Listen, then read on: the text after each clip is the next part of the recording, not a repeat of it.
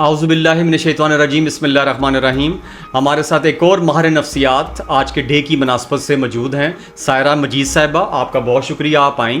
तो थोड़ा सा हमें आप बताएंगे अब आप इस डे के ऊपर क्या अपना तबादला ख्याल करना चाहती हैं, लोगों को क्या मैसेज देना चाहती हैं और इनके लिए क्या टिप्स हैं आपके पास?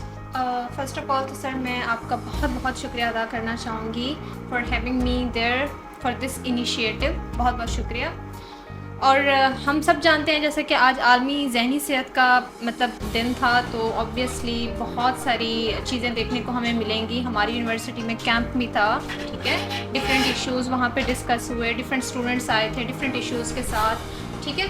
तो वहाँ पे कुछ लोग ऐसे भी हमें देखने को मिले हैं, कुछ ऐसे डिस्टर्ब लोग भी थे जो जिनके घर में मतलब साइकोटिक पेशेंट, जिनके घर में डिफरेंट टाइप्स के डिसऑर्डर्स के पेशेंट थे और वो उनके साथ सही से डील नहीं कर पा रहे थे क्योंकि वो डिस्टर्ब हो गए थे उनके साथ रहते रहते, ठीक है। तो वो एक तो ये कि वो अपनी मेंटल हेल्थ को पीछे छोड़ रहे थे, ठीक है। अब जैसे फॉर एग्जांपल हम बात करते हैं ना, एक केयर गिवर, ठीक है, एक केयर गिवर है, ठीक है, किसी को सपोर्ट तो कर रहा है मेंटली तौर पे, पर अपनी सेहत को वो पीछे छोड़ रहा है, ठीक है। हम दे तो रहे हैं, ठीक है, हम इस फिलॉसफी पे चलते हैं कि शेयरिंग इज़ केयरिंग, बट हम इतना शेयर कर रहे हैं कि हमारे लिए पीछे खुद कुछ नहीं बच रहा। हमारी सेल्फ प्रायोरिटी, अपनी मेंटल हेल्थ पीछे डिस्टर्ब हो रही है, ठीक है। और इसके साथ साथ हमें ये भी नहीं पता कि हमने खुद को कैसे लेके चलना है। तो सबसे पहले तो मैं ये कहना चाहूँगी कि ऑल्दो हमने अच्छी सर्विसेज देनी है, हमें अच्छे तरीके से बिहेव करना है, लेकिन उससे पहले खुद को तो प्रायोरिटी देना। आप साथ रह रहे हैं उनके, आप उनको कैसे सर्व कर पाएंगे अनटिल और अनलेस आप खुद सेहतमंद नहीं हैं, अनटिल और अनलेस आप अपनी सेहत पे फोकस नहीं कर रहे, आप अपनी ज़ात पे फोकस नहीं कर रहे। जैसा कि मेरी फेलो साइकोलॉजिस्ट ऑलरेडी बता चुकी हैं, ठीक है, सेल्फ लव, ग्रैटिट्यूड के बारे में, ठीक है। तो सबसे पहले ना अपनी जहनी सेहत को फोकस बनाएं और उसके बाद ही हम आगे चल के कुछ कर सकते हैं, ठीक है। और इसके अलावा जो मेरे पास आज सुबह ही एक खैर मैं कॉन्फिडेंशियलिटी के तौर पे उनका नाम तो नहीं डिस्क्लोज करूँगी, मेरे पास एक स्टूडेंट आए थे इधर कॉमर्स यूनिवर्सिटी के मास्टर के स्टूडेंट थे। वो इस चीज़ को लेके डिस्टर्ब थे कि उनकी फैमिली में ना बेसिकली ही belongs to a south Punjab family, ठीक है। तो उनके बाकी घर में सारे जितने भी भाई बहन थे वो सब अर्न कर रहे थे, बट वो खुद नहीं कर रहे थे, ठीक है। वो खुद नहीं कर रहे थे, वो इन्फीरियरिटी का शिकार थे, ठीक है। इन्फीरियरिटी इज़ अ कॉम्प्लेक्स, ठीक है। हमारे अंदर बेसिकली इन्फीरियरिटी आ जाती है चीज़ों को लेकर जब लोग हमारे दरमियान कंपैरिजन स्टार्ट करते हैं, स्पेशली पेरेंट्स। तो कंपैरिजन नहीं करना चाहिए, कतन भी नहीं, नेवर एवर कंपैरिजन, ठीक है। अब वहाँ पे ना मुझे एक चीज़ रीज़न जो देखने को मिले, फर्स्ट ऑफ ऑल उन्होंने बताया कि पेरेंट्स कंपैरिजन बहुत करते हैं, ठीक है। कि मतलब कि आपके भाई बहन सारे अर्न कर रहे हैं लेकिन आप पढ़ रहे हैं, इसके अलावा आपका आउटपुट कोई नहीं है, ठीक है। अब वो कहते थे कि मेरा बड़ा भाई है, ठीक है, वो मिडल ईस्ट में है और वो इतना अर्न कर रहा है, लेकिन मुझे खुद शेम फील होता है कि मैं कुछ नहीं अर्न कर रहा। अच्छा। होपलेसनेस का शिकार थे, ठीक है। वो कहते थे कि मेरे पास तो है ही कुछ नहीं करने को, तो मैं आगे चल के क्या करूँगा, मेरा मास्टर करने का क्या फ़ायदा।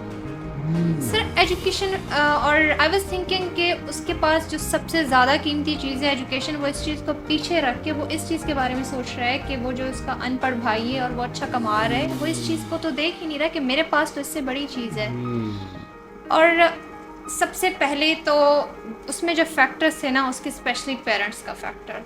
पेरेंट्स से मैं एक बात ज़रूर कहना चाहूँगी कि कभी भी अपने बच्चों के दरमियान कंपैरिजन ना करें, नेवर एवर। बच्चों की हर बच्चे की अपनी कैपेसिटी होती है। एक बच्चा है, ठीक है, for example he is like average, ठीक है, उसके साथ एक बच्चा है इंटेलिजेंट है, ठीक है, तो ऑब्वियसली उसने अपना स्टेटस अचीव करना है और उसने अपना स्टेटस अचीव करना है, ठीक है, डेफिनेटली।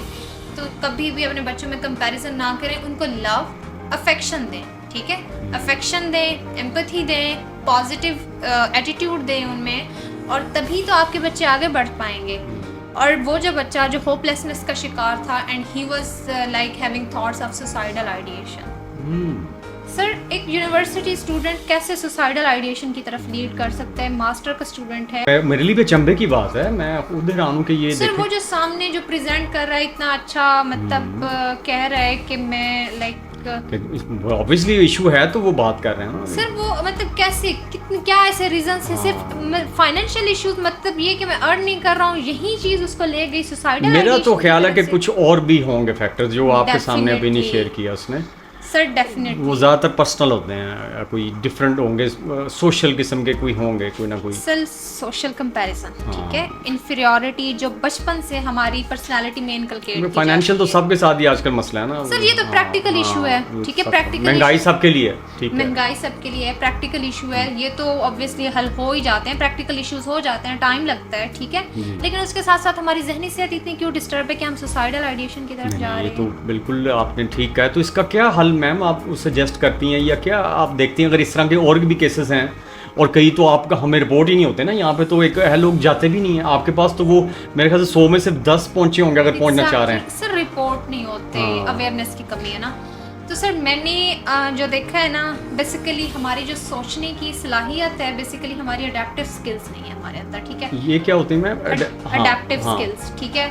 अगर फॉर एग्जांपल हमारे सामने एक सिचुएशन आ रही है, ठीक है, तो हम पैनिक हो रहे हैं, फिर हम उसको डील नहीं कर पा रहे, एक ही तरीका है ऑलवेज डील करने का, तो हम जरा अपनी सोच को बदलें, ऑप्शंस कंसीडर करें, ठीक है, डिफरेंट ऑप्शंस को हम अपने सामने रखें, कंसीडर करें।